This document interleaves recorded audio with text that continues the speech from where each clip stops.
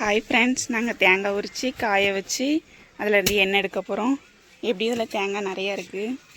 அப்போ தான் தேங்காய் உரிக்காங்க.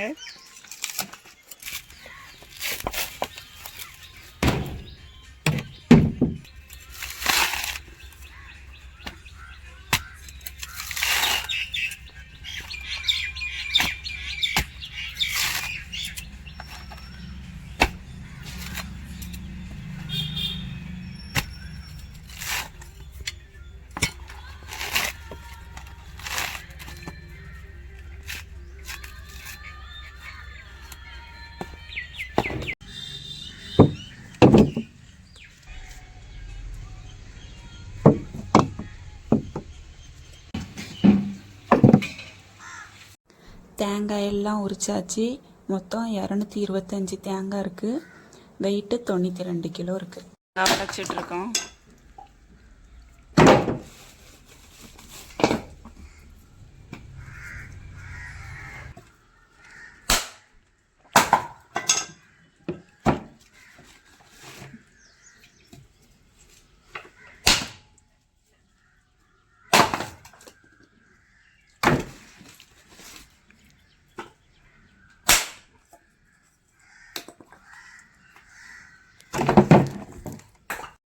வெயில் வந்துருச்சு. இப்போ இந்த தேங்காவெல்லாம் காய வைக்க போகிறோம். இந்த இடத்துல மொட்டை மாடியில் தான் வைக்கிறோம்.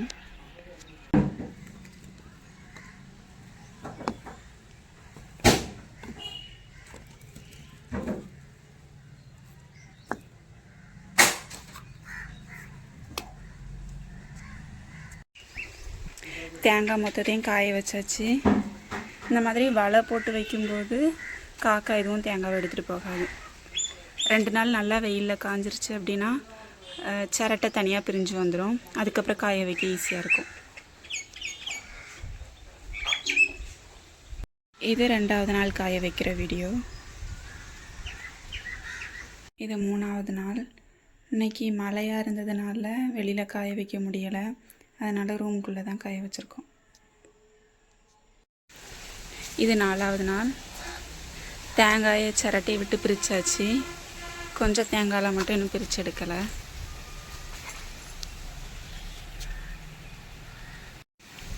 இது 5வது நாள். தேங்காயை குட்டி குட்டி பீஸாக கட் பண்ணிட்டோம் அப்படின்னா இன்னும் சீக்கிரமாக காயும். இது 6வது நாள் காய வச்ச வீடியோ. நல்லா காஞ்சிருச்சு. இன்னும் 2 நாள் காய வச்சா போதும். இது 7வது நாள் காய வச்ச வீடியோ. தேங்காய் நல்லாவே காஞ்சிருச்சு.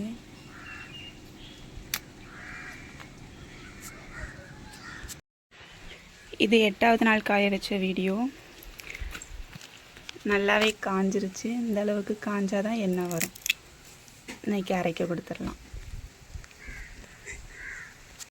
கொப்பரையை அரைச்சாச்சு.